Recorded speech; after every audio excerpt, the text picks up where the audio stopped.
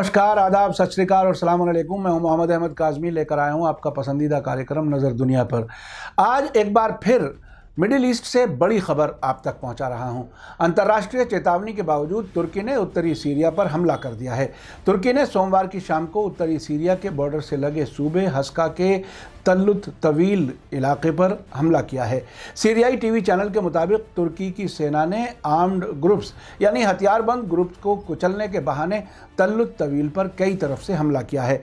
Report के मुताबिक इस हमले में तुर्क वायुसेना ने भी भाग लिया है। रिपोर्ट मिलने तक तुर्की के हमले में किसी मुमकिन जानी नुकसान की कोई खबर नहीं आई है। खबर में आगे बढ़ने से पहले आपसे गुजारिश है कि अगर आप यूट्यूब पर देख रहे हैं तो सब्सक्राइब कर लें, और अगर फेसबुक पर देख रहे हैं तो हमारा पेज फॉलो कर लें और लाइक करना ना भूलें। और साथ ही आप अपने व्हाट्सएप ग्रुप, फेसबुक, इंस्टाग्राम और ट्विटर अकाउंट पर भी इस खबर को ज़रूर शेयर कर लें। तुर्की के बड़े अखबार हुर्रियत के मुताबिक वहाँ की डिफेंस मिनिस्ट्री का कहना है कि तुर्की अकेला देश है जो दाइश के खिलाफ लड़ाई लड़ रहा है। तुर्की की सरकारी न्यूज़ एजेंसी अनाडोलू के हवाले से अखबार ने लिखा है कि तुर्की के नेशनल डिफेंस मिनिस्ट्री ने 8 अक्टूबर को कहा है कि दाइश टेररिस्ट ऑर्गेनाइजेशन के खिलाफ लड़ने के लिए तुर्की एकमात्र नाटो देश है। मंत्रालय ने ट्विटर पर कहा है कि तुर्की ने दाइश के खूनी हमलों से सबसे ज़्यादा नुकसान उठाया है और संगठन को मुल्क के अंदर और बाहर टक्कर दी है।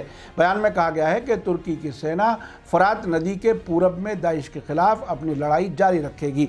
बयान में यह भी कहा गया है कि यूफ्रेटिस शील्ड ऑपरेशन के दौरान तुर्की की सेना ने उत्तरी सीरिया में दबीक पर कब्जा करके आतंकवादियों के खिलाफ सैनिक और उनकी विचारधारा के मामले में दाइश को एक बड़ा झटका दिया है।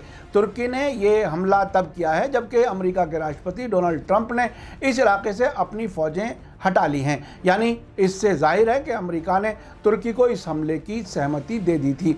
बाद में जब अमेरिका के अंदर ट्रंप की आलोचना हुई तो ट्रंप ने एक बयान में कहा कि तुर्की अपनी हद से बाहर ना जाए, वरना तुर्की की इकोनॉमी को तबाह कर दिया जाएगा। इससे पहले यूरोपीय संघ और रूस ने भी तुर्की के सीरिया के हमले के फैसले की मुखालफत करते हुए तुर्की से सीरिया की क्षेत्रीय अखंडता यानी टेरिटोरियल इंटीग्रिटी का एहतराम करने की मांग की थी। तुर्की में 20% आबादी कुर्दों की है। कुर्द संगठन इल्ज़ाम लगाते हैं कि उनकी संस्कृति यानी कल्चरल पहचान को तुर्की ने दबाया है। ऐसे में कुछ संगठन 1980 की दहाई से ही छापामार टकराव कर रहे हैं। पहले वे संस्कृति स्वतंत्रता की मांग कर रहे थे, मगर अब कई सालों से आज़ादी की मांग कर रहे हैं। वे कुर्दिस्तान बनाना चाहते हैं। मिडिल ईस्ट के नक्शे में नज़र डालें तो तुर्की के दक्षिण पूर्व, सीरिया के उत्तर पूर्व, इराक के उत्तर पश्चिम और ईरान के उत्तर पश्चिम में ऐसा हिस्सा है जहां कुर्द बसते हैं। उधर तुर्क राष्ट्रपति रजब तैयब अर्दगान ने मंडे को कहा था कि कुर्दों के खिलाफ तुर्की की सैनिक कार्रवाई किसी भी वक्त शुरू हो सकती है। दूसरी तरफ तुर्की के रक्षा मंत्रालय ने पूर्वोत्तरी सीरिया पर हमले को फुरात के पूर्वी भाग पर हमले की तैयारी के बारे में सूचना दी थी। अब से पहले तुर्क डिफेंस मिनिस्ट्री ने एक बयान में इलाकाई स्टेबिलिटी बनाए रखने के लिए उत्तरी सीरिया में सेफ जोन बनाने की वकालत की थी। सीरिया अपनी सीमा में तुर्की की सैनिक कार्रवाई को हमला कहते हुए इसकी बार बार निंदा करता रहा है। तुर्की काफ़ी मुद्दत से सीरिया से लगी अपनी सीमा पर बफर जोन बनाने की कोशिश करता रहा है ताकि अमेरिका समर्थित कुर्द आर्म्ड ग्रुप्स को अपनी सीमा से कम 32 किलोमीटर दूर तक धकेल दे। तुर्की पूर्वोत्तर सीरिया में कुर्द सशस्त्र गुट YPG का सफाया करना चाहता है, जो PKK की आर्म्ड विंग है, जिसे तुर्की आतंकवादी गुट करार देता है, यानी वो टेररिस्ट ऑर्गेनाइजेशन के तौर पर उसे पहचानता है। हालांकि कुर्द आर्म्ड ग्रुप्स को हमेशा से अमेरिका का समर्थन रहा है। पूर्वोत्तर सीरिया में कुर्दों का मुद्दा तुर्की और अमेरिका के बीच टकराव की खास वजह बन गया था और अर्दगान ने आखिरी बार ट्रंप से टेलीफोन करके उन्हें अपने इरादों के बारे में बता दिया था। उधर सीरिया की सरकारी न्यूज़ एजेंसी सना ने कजाकिस्तान की राजधानी नूर सुल्तान, जिसे मार्च 2019 तक आस्ताना कहा जाता था, से खबर दी है कि रूसी विदेश मंत्री सरगेई लावरोव ने अस्ताना प्रारूप पर आधारित सीरिया में क्राइसिस का हल खोजने के लिए लगातार कोशिशों की ज़रूरत पर जोर दिया है। लावरोफ ने बुधवार को अपने कजाकिस्तान के समकक्ष यानी काउंटरपार्ट मुख्तार तलबुर्दी के साथ एक जॉइंट प्रेस कॉन्फ्रेंस में कहा कि सीरिया में वाशिंगटन के व्यवहार और सीरिया में उसकी गैरकानूनी मौजूदगी का कोई लॉजिक नहीं है। उधर तुर्की की अनादोलू न्यूज़ एजेंसी के मुताबिक वॉशिंगटन पोस्ट में लिखे एक लेख में तुर्की के संचार निदेशक फार्टिन अल्टुन ने उत्तरी सीरिया में तुर्की के शांति अभियान में अंतर्राष्ट्रीय समुदाय से अपने प्रयासों में मदद करने की अपील की है। अल्टुन ने कहा है कि अमेरिका ने लंबे वक्त से दाइश के खिलाफ जंग का खमियाजा उठाया है। उन्होंने कहा है कि तुर्की, जिसमें नाटो की दूसरी सबसे बड़ी सेना है, अभियान का नेतृत्व करने के लिए तैयार है और अब लाखों सीरियन शरणार्थियों को वापस उनके देश लाया जा रहा है। उन्होंने कहा कि इस अहम मोड़ पर इंटरनेशनल कम्युनिटी को तुर्की के पुनर्निर्माण और स्थिरीकरण यानी रिकंस्ट्रक्शन और स्टेबलाइजेशन में मदद देने की मांग की है। उन्होंने दावा किया है कि 2016 के बाद से उत्तर पश्चिमी सीरिया में तुर्की के यूफ्रेटिस शील्ड और ओलिव शाखा की सैनिक कार्रवाई ने इस इलाके को YPG, PKK और दाइश आतंकवादियों से आज़ाद कर दिया है, जिससे सीरिया के लिए ये मुमकिन हो गया है कि शरणार्थी यानी रेफ्यूजीज़ घर लौटना चाहें वो वापस आ सकते हैं। अब जो ऑपरेशन चल रहा है वो नॉर्थ ईस्ट सीरिया में है। इस बीच लेबनान के हिजबुल्लाह के नेता हसन नसरुल्लाह का बयान काफ़ी दिलचस्प आया है, जिसमें उन्होंने कहा है कि सीरियाई कुर्द अमेरिका पर भरोसा करके फिर गधे बने हैं, क्योंकि जो भी अमेरिका पर भरोसा करता है उसकी लुटिया इसी तरह डूबती है। उनका कहना है कि अमेरिका पर भरोसा नहीं किया जा सकता। अलमनार टेलीविज़न की रिपोर्ट के मुताबिक हिजबुल्लाह के महासचिव सैयद हसन नसरुल्लाह ने मंगलवार की रात अमेरिका की तरफ से सीरियाई कुर्दों को पीठ दिखाए जाने की तरफ इशारा करते हुए कहा कि अमेरिका न तो अपने गठबंधन के घटकों यानी एलाइज के साथ है और ना ही समझौतों का एहतराम करता है। उन्होंने कहा कि अमेरिका ने पलक झपकते ही कुर्दों का साथ छोड़ दिया और ये कि उन लोगों का यही नतीजा है जिन्होंने अमेरिका पर भरोसा किया है। हिजबुल्लाह के महासचिव ने कहा है कि जो भी अमेरिका पर भरोसा करेगा वो इसी तरह जलील होगा। आपको ये बता दूं कि अमेरिकी राष्ट्रपति डोनाल्ड ट्रंप और तुर्क राष्ट्रपति रजब तैयब अर्दगान के बीच टेलीफोन पर हुई बातचीत के बाद व्हाइट हाउस ने एक बयान में कहा था कि उत्तरी सीरिया में कुर्द कंट्रोल वाले इलाकों में तुर्की की तरफ से सैनिक ऑपरेशन शुरू किए जाने के फैसले को देखते हुए इन इलाकों से अमेरिकी सैनिक निकल जाएंगे। याद रहे कि सीरियाई कुर्द वाशिंगटन के घटक यानी दोस्त समझे जाते हैं।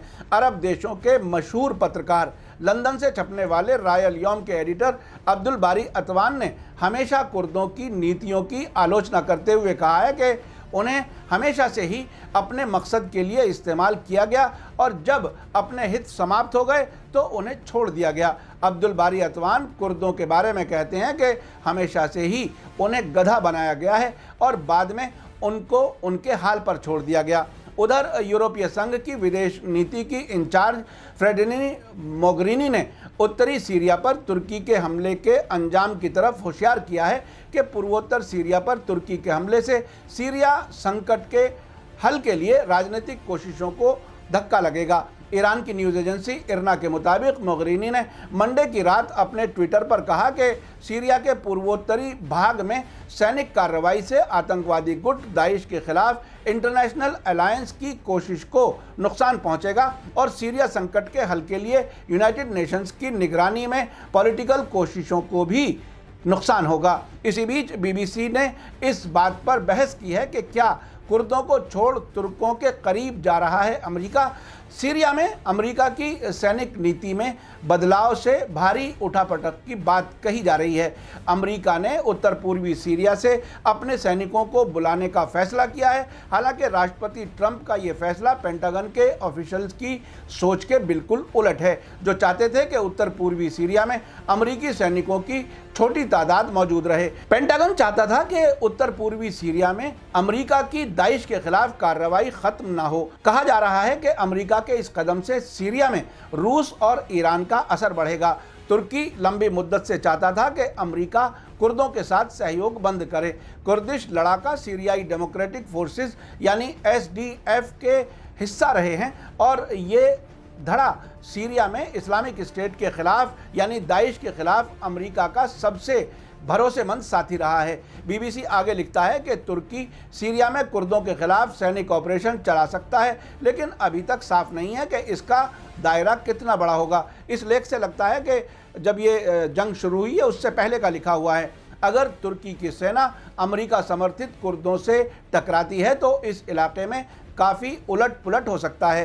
पिछले साल दिसंबर में ट्रंप ने सीरिया से अपने सैनिकों को बुलाने का ऐलान किया था, लेकिन अमेरिका में इसकी मुखालिफत होने की वजह से पीछे हटना पड़ा था।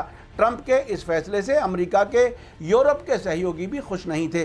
वॉशिंगटन इंस्टीट्यूट में टर्किश रिसर्च प्रोग्राम के निदेशक सोनेर कैगप्टे, जो Erdogan's empire, Turkey and the politics of middle east किताब के लेखक हैं, ने कहा है कि अमेरिका के विरोध के बिना तुर्की उत्तरी सीरिया में हमला कर कुर्दिश नियंत्रण वाले सीरियाई इलाके में अपनी मौजूदगी बना लेगा। ऐसे में अर्दगान यहाँ हज़ारों सीरियाई शरणार्थियों को भेज सकते हैं और वो दावा करेंगे कि सीरिया में ट्रंप की नीतियों में उनका भी दखल है। ये एक अहम डेवलपमेंट है। ये शक जाहिर किया जा रहा है कि इसकी वजह से तुर्की वहां पर मौजूद कुर्द लड़ाकों पर हमले कर सकता है। व्हाइट हाउस ने रविवार को कहा कि राष्ट्रपति ट्रंप ने तुर्की की सेना को सीरिया से लगी सीमा में सीमित ऑपरेशन की इजाज़त दी है। अमेरिका ने कहा है कि तुर्की के इस ऑपरेशन से अमेरिका समर्थित कुर्द फोर्स अलग रहेंगे। सीरियाई विशेषज्ञ व्हाइट हाउस के इस फैसले की आलोचना कर रहे हैं। इनका कहना है कि अमेरिका का कुर्दों को छोड़ देने से 8 सालों से जारी सीरियाई संकट का दायरा और बढ़ सकता है। यह भी मुमकिन है कि कुर्द सीरियाई सरकार बशर अल असद के साथ आ सकते हैं। बशर अल असद की सेना तुर्की से लड़ने के लिए तैयार बैठी है। अरिजोना के डेमोक्रेटिक रिप्रेजेंटेटिव और इराक जंग में नौसेना में हिस्सा रहे रूबेन गैलेगो ने ट्वीट कर लिखा है कि